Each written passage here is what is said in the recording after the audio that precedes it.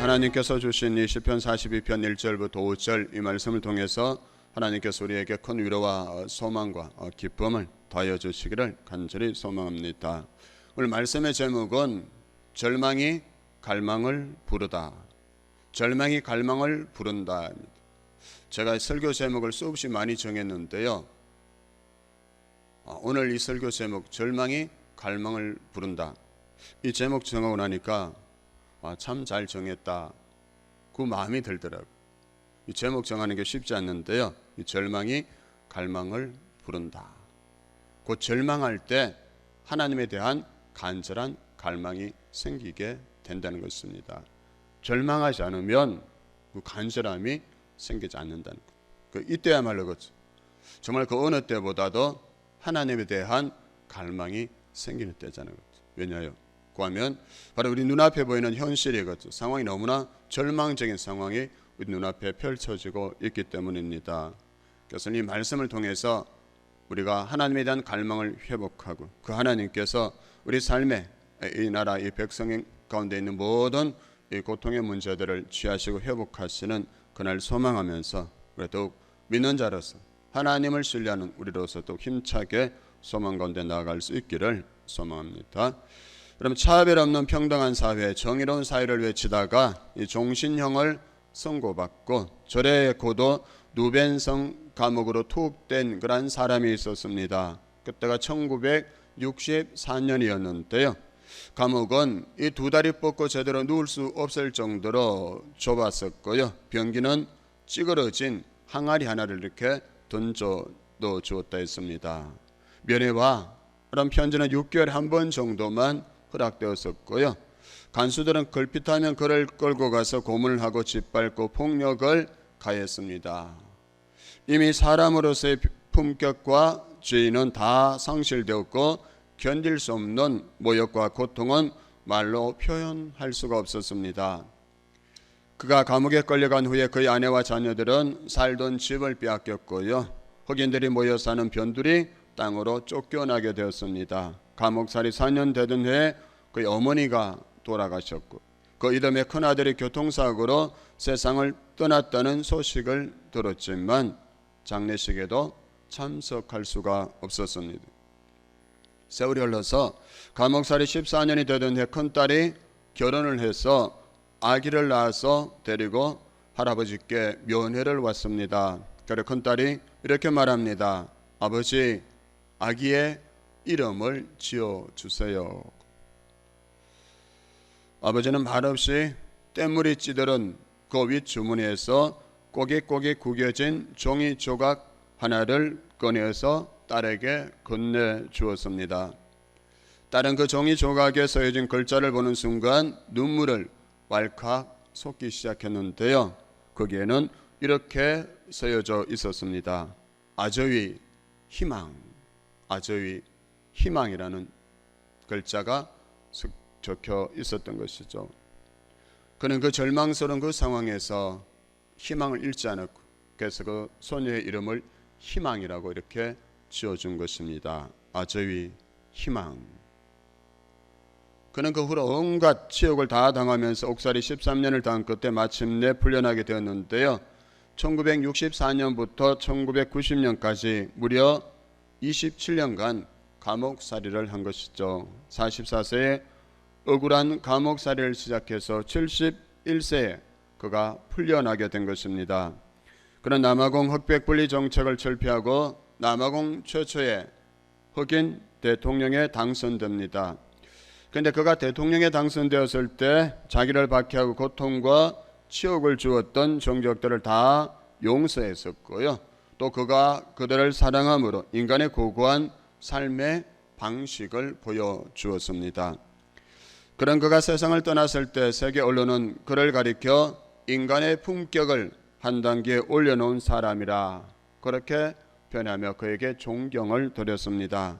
그가 바로 여러분이 잘 알고 계시는 넬슨 만델라입니다. 그는 이렇게 고백했습니다. 나는 감옥에서 하나님께 늘 감사드렸습니다. 저에게 감옥 생활은 저주가 아니라 발전을 위한 귀중한 시간이었습니다. 그렇게 그가 위대한 용서를 할 수 있고 그가 그 큰 사랑을 베풀 수 있었고 그가 그 감옥 그 27년간 이어지는 그 절망스러운 그 감옥 속에서도 희망을 잃지 않았던 것은 그 절망이 오히려 그로 하여금 하나님 향한 갈망으로 이끌어 주었기 때문이었습니다. 그래서 그는 그 감옥살이를 했지만 그러나 위대한 성공자가 될 수 있었던 것이죠. 오늘 본문 시편 42편의 저자도 그렇습니다. 고라 자손이라고 하는데요, 그가 누구인지는 정확하게 알 수가 없습니다. 그 시인이 누구든지 간에 한 가지 분명한 사실은 오늘 이 시편 42편에 이 저자가 몹시 낙심하고 불안해하고 마음이 상해 있다는 것입니다. 그래서 본문에 보면 5절 11절에서 같은 탄식을 반복하고 있음을 보게 되는데요, 내 영혼아 내가 어찌하여 낙심하며 어찌하여 내 속에서 불안해하는가. 그런 마음이 낙심되고 절망하고 있는 것입니다. 불안해하는 것인데요, 그리고 또 4절 끝에 보면 이제 이 일을 기억하고 내 마음이 상하는 도다 이렇게 말하고 있습니다.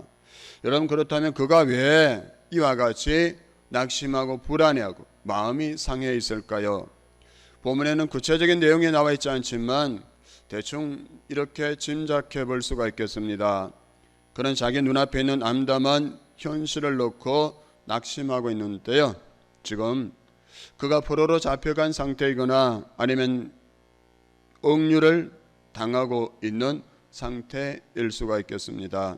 그래서 그가 예전에 하나님을 마음껏 섬길 수 있었던 예루살렘에서의 행복한 그 삶을 송두리째 빼앗겨버리고 하나님을 모르는 사람들의 틈바구니에서 외로이 살며 고통을 당하고 있는 것입니다.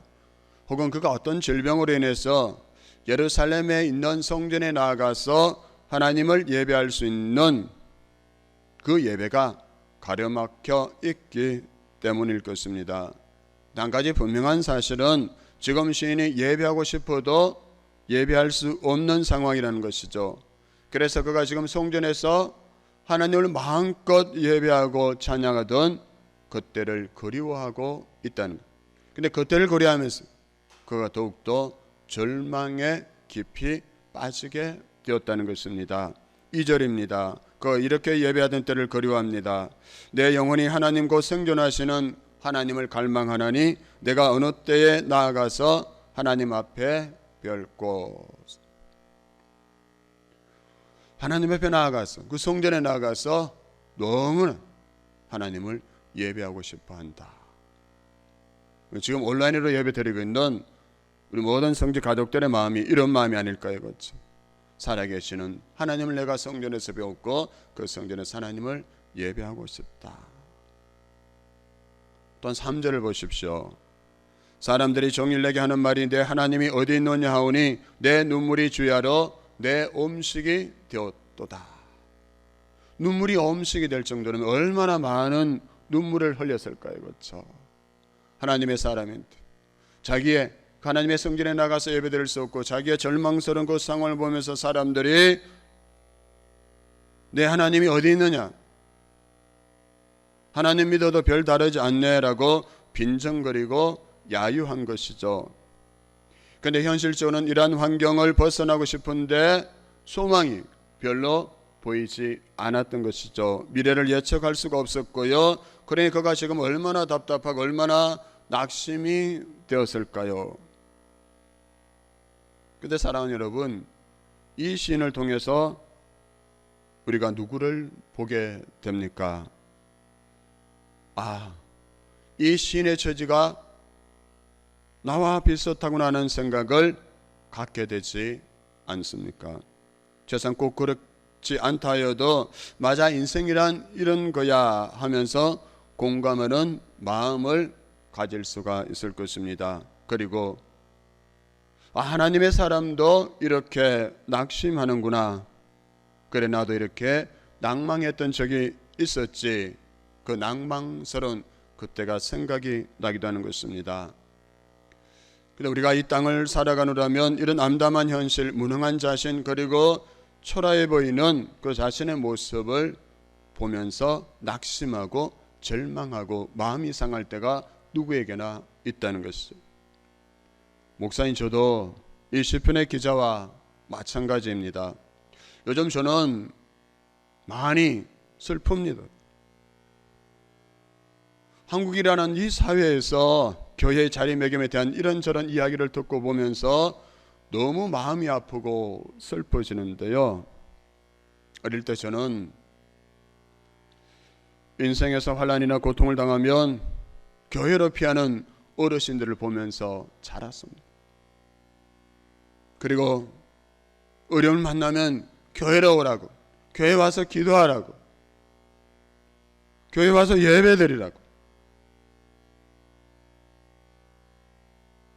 그렇게 배우면서 자랐습니다. 여러분도 마찬가지이실 것입니다. 그런데 지금은 환난 때문에 교회를 피하고 있어요. 교회로 피하라 해서 교회를 피하라고 세상이 우리를 억압하고 있습니다.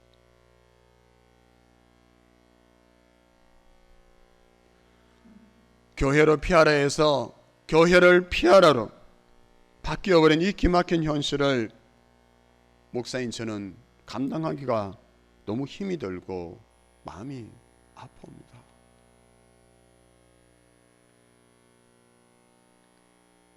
주님은 고통과 환난이 끊이지 않는 이 세상에, 이 문제가 끊이지 않는 세상의 희망으로, 해결책으로, 소금과 빛으로 교회를 세우셨는데 어쩌다가 이렇게 되고 말았을까? 우리가 어쩌다가, 교회인 우리가 어쩌다가 이렇게 되었을까?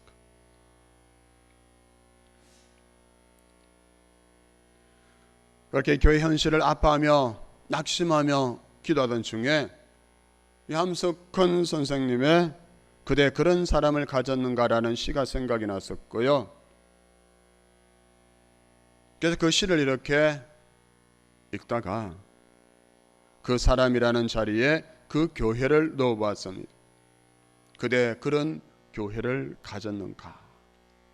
그대 그런 교회를 가졌는가? 여러분, 그렇게 사람을 교회로 받고 난 후에 그 시를 묵상하는데 왜 그리도 눈물이 나던지요. 그래, 그대 그런 교회를 가졌는가? 제가 한번 읽어드리겠습니다. 말리길 나서는 길, 처자를 내맡기며 마음 놓고 갈 만한 교회, 그 교회를 그대는 가졌는가? 온 세상 다 나를 버려 마음이 외로울 때에도 저 마음이 하고 믿어지는 그 교회를 그대는 가졌는가? 탔던 배 꺼지는 시간, 구명대 서로 사양하며 너만은 제발 살아다오 할 그 교회를 그대는 가졌는가? 불의의 사형장에서 다 죽여도 너희 세상 빛을 위해 저 교회만은 살려두거라 일러줄 그 교회를 그대는 가졌는가? 잊지 못할 이 세상을 놓고 떠나려 할 때 저 교회 하나 있으니 하며 빈 것이 웃고 눈을 감을 그 교회를 그대는 가졌는가? 온 세상의 찬송보다도 아니 하고 가만히 머리 흔들 그 한 교회 생각에 알뜰한 유혹을 물리치게 되는 그 교회를 그대는 가졌는가?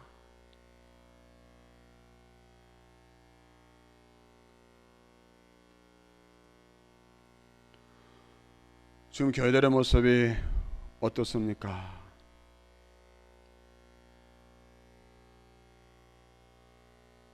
교회들이 이렇게 됐으면 좋겠습니다.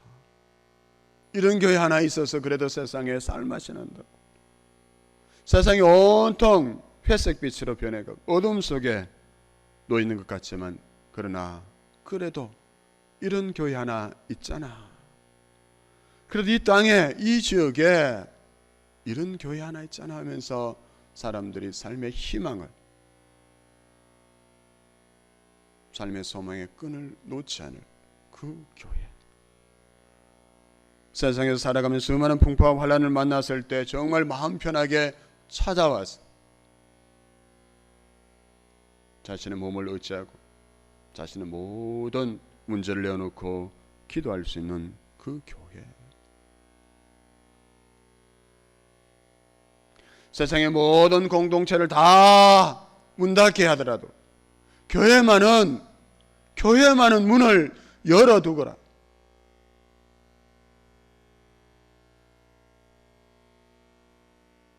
다 문 닫아도 좋으니까. 교회는 그래도 교회만은 열어둬야 하지 않겠는가.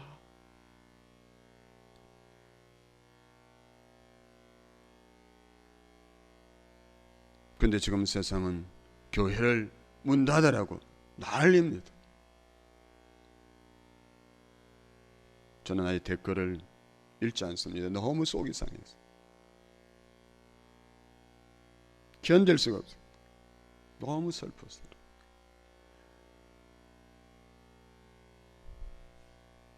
그럼 여러분, 교회에 희망이 없는 것일까요? 교회에 더 이상 소망이 없는 것일까요? 성도에게 더 이상 소망이 없는 것일까요? 저는 이 시를 교회를 바꾸는 읽으면서 마음속으로 혼자 막 선포했습니다. 교회여 일어나라.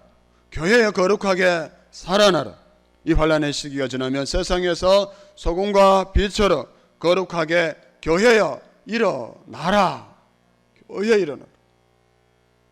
교회가 살아야 나라와 민족이 사는 줄로 믿습니다. 여러분, 교회가 살아나야 합니다. 교회가 살아야 돼요.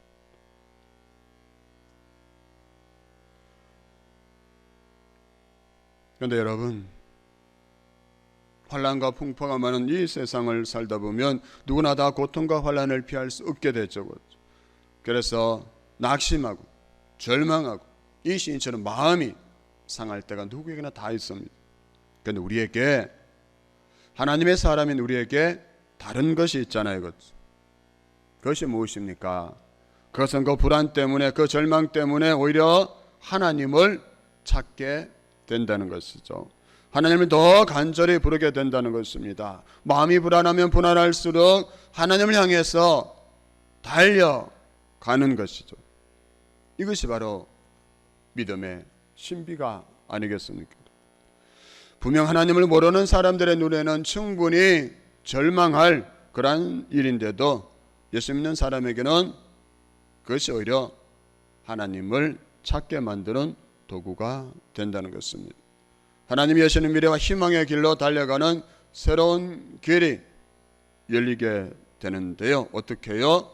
우리가 절망 때문에, 우리 눈앞에 보이는 이런저런 현실 때문에 절망스러울 때, 더욱 하나님을 갈망할 때 하나님 우리의 인생과 공동체의 미래와 희망의 새 길을 열어 가신다는 것입니다. 오늘 시편 기자를 보십시오. 너무나 낙심이 되고 불안하게 5절 11절에서 이런 말을 반복하지 않습니까? 내 영혼아, 내가 어찌하여 낙심하며 어찌하여 내 속에서 불안해하는가? 이것이 현실입니다. 눈앞에 보이는 현실입니다. 그래서 그도 낙심하고 불안해하고 있습니다. 하나님의 사람이지만 그도 여전히 낙심하고 절망하고 불안해하고 마음이 상해 있어요. 근데 그게 끝이 아니라는 것이죠. 그가 뭐라고 합니까? 바로 그 뒤에 말씀이죠. 그렇지만 너는 하나님께 소망을 두라. 아멘. 내 영혼아, 지금 너무 힘이 들어 낙심이 되니 바로 그때 내 영혼의 다른 한편에서 뭐라고 반응하고 있습니까? 그래, 낙심되지만 외롭지만 지금 다시 하나님을 바라보는 거야. 내 영혼아, 불안하지, 두렵지. 두렵고 불안하지만 다시 하나님을 찾는 거야. 이것이 바로 하나님의 자녀들이 가진 믿음의 비밀이 아니겠습니까? 그래서 이 시인은 이렇게 절망 가운데서 하나님을 갈망하며 하나님을 찾는 모습을 1절에서 이렇게 비유를 들어서 설명하고 있습니다. 하나님이여, 사슴이 시냇물을 찾기에 갈급한 같이 내 영혼이 주를 찾기에 갈급하니이다. 아멘. 내 영혼이 주를 찾기에 갈급하다는 것이죠. 여러분, 여기서 갈급하다로 번역되는 아라그라는 이 단어는 단순히 목말라하는 그런 모습뿐만 아니라 목마름 때문에 숨을 헐떡거리며 울부짖는 모습도 나타내는데요. 아라그라는 이 단어는 지독한 가뭄 때 헐떡거리는 덜 짐승을 묘사하는 표현으로 요엘서 1장 20절에서도 사용되었습니다. 덜 짐승도 주를 향하여 헐떡거려오니 시내가 다 말랐고 돌의 풀이 불에 탔음이니이다. 그럼 이 갈급함이라는 단어는 얼마나 지금 시인이 영적으로 메말라 있는지를 표현하는 그런 말인데요. 그래서 주님, 나는 절망합니다. 그러나 그래서 나는 주님을 더욱 갈망합니다. 그 절망이 하나님에 대한 갈망을 불러오고 있다는 것이죠. 절망이 갈망을 부른다. 여러분, 그러면 구체적으로 어떻게 절망 가운데서도 우리가 하나님을 갈망해야 될까요? 어떤 방법이 있을까요? 첫째, 우리가 너무나 자주 들었던 그런 말씀인데요. 그러나 너무나 중요하기에 우리가 또 들을 필요가 있는 것입니다. 바로 절박한 심정으로 하나님의 말씀을 사모하는 것입니다. 이 우리가 절박한 심정으로 하나님의 말씀을 사모한다는 것은 적당히 성경을 덜치고서 한두 장을 그렇게 읽는 것을 말하는 것이 아니죠. 그렇죠? 절박한 심정으로 하나님의 말씀을 펴는 것입니다. 절박한 마음으로 예배를 드리고 말씀을 듣는 것인데요. 왜 그렇습니까? 하나님의 말씀은 진리이기 때문입니다.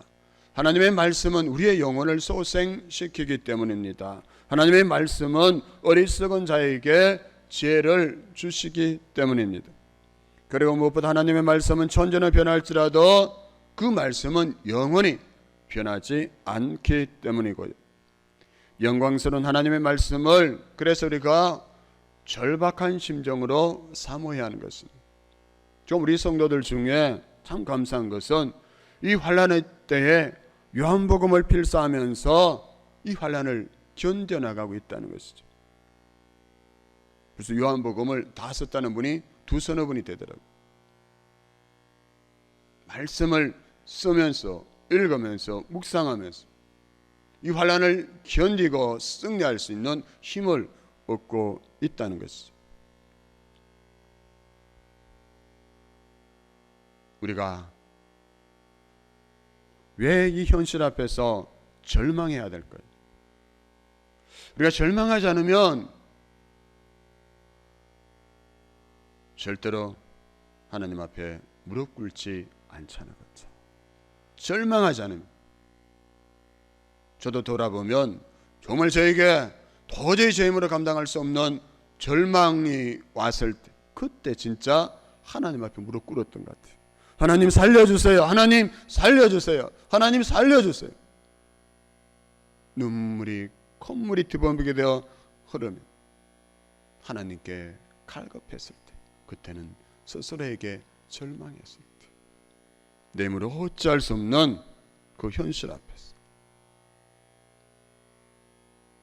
이제는 우리가 스스로 절망해야 하나님을 바라보게 되는 것입니다. 그래서 절망은 갈망을 부르는데요, 이러한 역사를 우리가 믿음 안에서 발견하게 되는 것입니다. 그래서 내 인생에 절망이 왔을 때 세상 사람처럼 포기하지 마시고 희망을 가질 수 있어요. 왜요? 내가 하나님께 대한 갈급함을 피해보고 하나님께 나아가서 엎드려 하나님 말씀을 읽고 듣고 묵상하면 하나님께서 나를 다시 살리시고 나를 다시 세우신다는 그 믿음이 우리 속에서 있기 때문이죠. 얼마 전 수요 예배 때 낯선 분이 예배에 참석하셨습니다. 요즘 낯선 분 오는 거 별로 교회들이 반기지 않잖아요. 저도 바짝 긴장했습니다. 혹시 그 시기가 아닐까? 그래서 막 긴장했어요. 근데 그 낯선 분이 설교를 아주 집중해서 들으시더라고요. 그래서 저는 보통 이렇게 원고 설교하자는 거죠. 원고 보면서 이렇게 원고를 다 작성해서 이렇게 설교하는데요.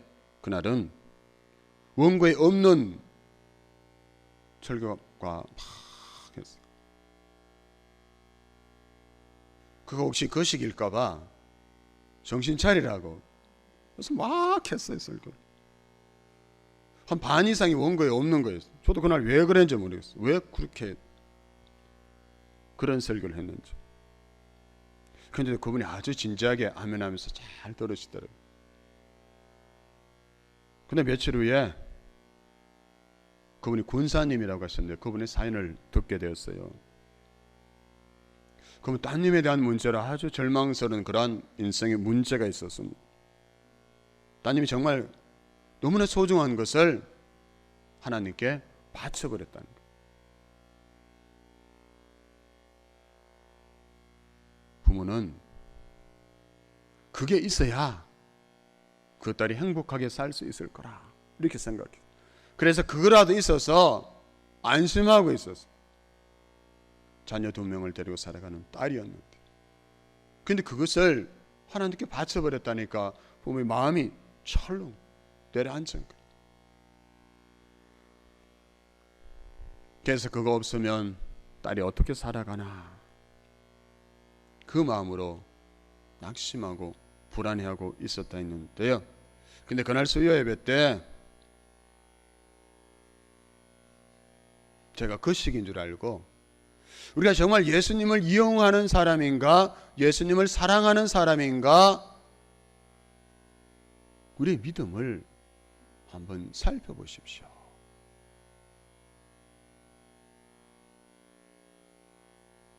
그런데 그분은 이 질문 앞에서 깨어졌다고 했어요. 내가 정말 지금까지 신앙생활을 하면서 예수님을 사랑하는 것이 아니라 예수님을 이용하는 사람일 수 있었겠구나. 그리고 집에 가서 울면서 회개했다 했어요. 근데 그분이 그 다음날 새벽 기도회 때 또 나오셨어요. 그날은 요한복음 15장 포도나무와 가지에 대한 말씀을 설교했는데요. 포도나무 가지인 성도는 포도나무이신 주님께 붙어있기만 하면 좋은 열매는 저절로 맺히게 된다. 포도나무이신 주님께서 다 책임져 주신다. 그래서 가지는 어떻게 해서라도 포도나무에 붙어 있으려고 노력하면 된다. 그 말씀 듣고 또 깨어졌답니다. 그래, 내 딸이 포도나무 되시는 예수님께 붙어 있기만 하면 되는구나.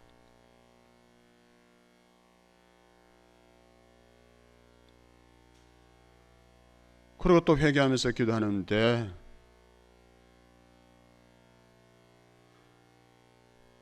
그 군사님의 딸과 손주들 어떤 환한 빛이 확 비추어주는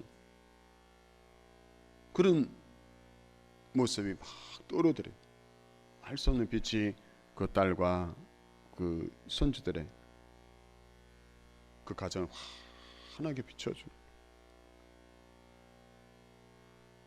그러면서 회개하면서 고백했대요. 맞다, 예수님께서 책임져 주시는구나. 내가 아니라 그 집이 아니라 예수님께서 책임져 주시는구나.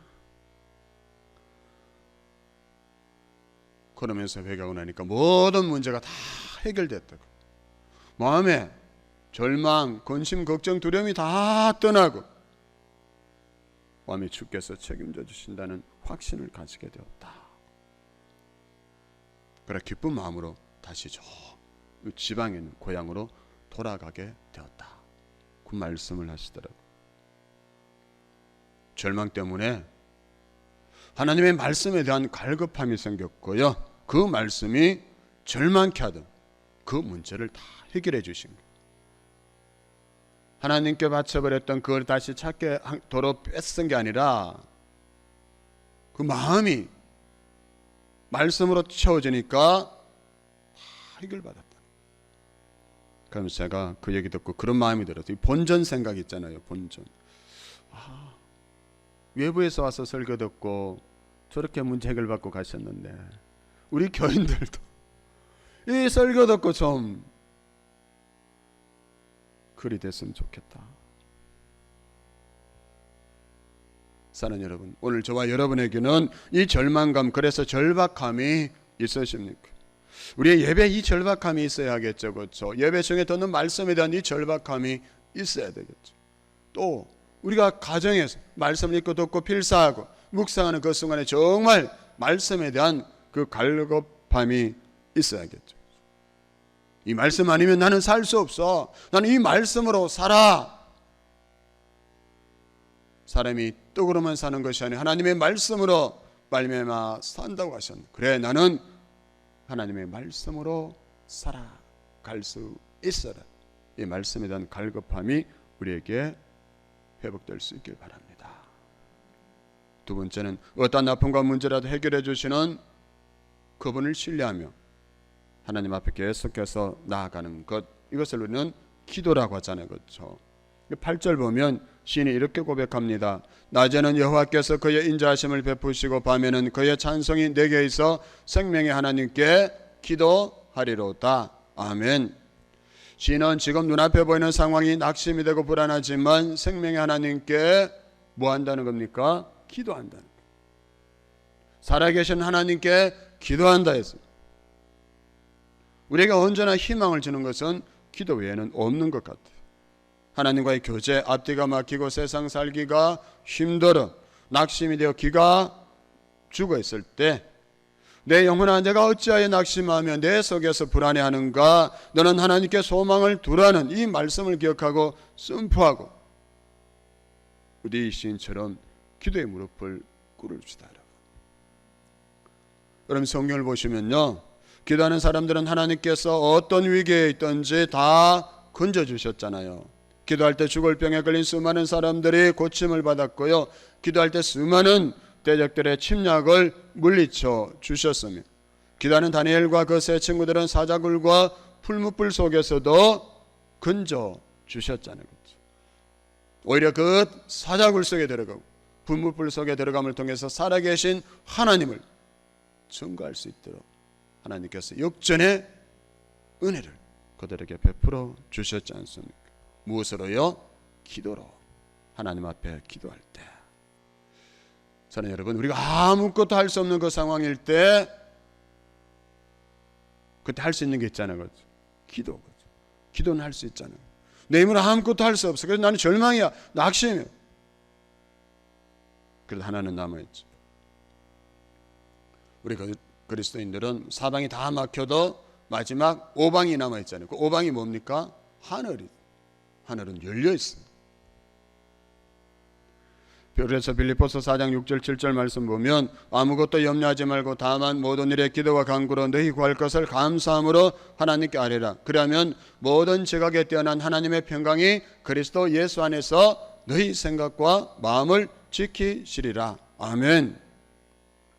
기도하는 사람은 하나님께서 어떻게 했든지 지켜주신다는 약속이죠. 그렇죠?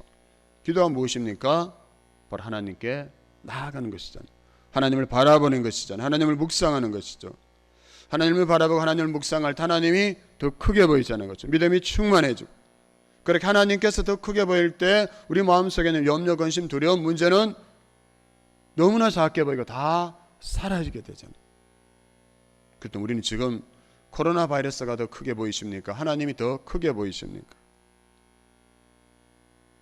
하나님이 크게 보이죠. 코로나 바이러스도 하나님 손에 있는 줄로 믿습니다. 하나님이 크게 보여. 그래야 우리가 두려워하지 않게 됩니다. 그래야 두려워하지 않고 하나님 이 상황 속에서도 하나님의 선하신 뜻이 무엇인지 묻고 하나님의 선하신 뜻을 이루어가기 위해서 우리가 기도하고 그 뜻을 이루며 살아갈 수 있게 되는 것이죠. 여러분, 거창고등학교를 세운 정영창 선생님 이야기를 마지막으로 나누겠습니다. 그분은 한국 역사 속에서 하나의 살아있는 순교자와 같은 정신적인 지도자를 할 수 있는데요, 그가 미국에서 유학을 하고 미국에 남아서 거기에서 활동할까 하다가 전쟁 이후에 폐허가 된 한국 땅에 돌아가서 내가 인재를 양성해야 되겠다는 생각을 하고 한국 땅에 오게 됩니다. 그때 마침 거창에 빚더미에 올라서 폐허가 된 학교가 하나 있다는 것을 알고 1958년 빚으로 넘어가는 학교를 그가 떠맡게 되었습니다. 막상 학교를 맡기는 했지만 빚을 갚을 길이 없어서 빚쟁이들의 독촉에 학교가 견딜 수 없을 지경이었는데요. 그래서 그는 성경 찬송 담요 하나를 가지고 그 창업에 산 40리 정도 떨어진 산마루턱 언덕에 있는 굴 속에 들어가서 일주일 동안 금식 기도를 했다고 했습니다. 하나님 아버지, 미국 유학을 다녀와서 이 민족을 위해서 새로운 고등학교 교육을 해보려고 하는데 이 학교가 이렇게 되어서 어떻게 교육을 할 수가 있겠습니까? 무엇 하나 할 수가 없습니다. 빚에 쪼들리고 있습니다. 하나님 도와주십시오. 간절히 매달리고 금식하며 기도해도 아무런 응답이 없었습니다. 그래서 답답한 마음으로 하나님, 이 기도를 응답해 주시지 않으니 아무런 확신이 없습니다. 정 그러시다면 저도 생각이 있습니다. 만약 하나님께서 제가 일주일 금식을 마치고도 응답을 안 하시면 서울에 올라가서 동아일보에 하나님 안 계신다고 광고를 내버리겠습니다. 대단한 배포인 거예요. 하나님을 그렇게 막 이렇게 흠뻑하면서 기도했다는 거예요. 근데 그렇고 나니까 가슴이 뻥 뚫리는 것 같으면서 시원해지더랍니다. 그는 왜 그가 찬양을 부르면서 하산에서 학교 오니까 편지가 왔는데 조은복이라는 미국인 성도가 그 당시 돈으로 250만 원을 보내주어서 당시 부채를 정확하게 청산할 수 있었다 했습니다.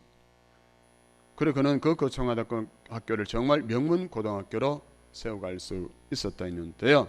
여러분 지금 무슨 일로 낙심이 되십니까? 무슨 일로 우리가 절망하며 불안해하고 마음이 상해 있으십니까? 그렇다면 우리도 기도하십시다. 예수님 말씀하셨습니다. 기도 외에 다른 것은 이런 종류가 나갈 수 없느니라. 아멘. 뭐 외에요? 기도 외에 없다고 하셨어요. 뒤집으면 기도만 하면 된다는 거예요. 예수님 이렇게 약속하셨어요. 기도만 하면 된다. 누구든지 내 이름으로 구하면 내가 다 시행하리라고 예수님 이렇게 약속하셨습니다. 이때야말로 우리가 이때를 위한 기도를 쉬지 않아야 할 줄 믿습니다. 그래서 우리도 이 기도를 통해서 우리의 기도를 통해서 하나님의 하시는 일을 경험하고 이 위기 속에서 오히려 더 크고 위대하신 하나님을 자랑할 수 있는 저와 여러분 될 수 있기를 소망합니다. 마지막 11절 한번 읽어드리겠습니다. 내 영혼아 내가 어찌하여 그렇게 낙심하며 어찌하여 그렇게 불안해하느냐. 너는 하나님을 기다려라. 이제 내가 나의 구원자 나의 하나님을 또다시 찬양하리로다. 할렐루야. 아멘. 이 말씀 품고 세상 가운데 나아갔어.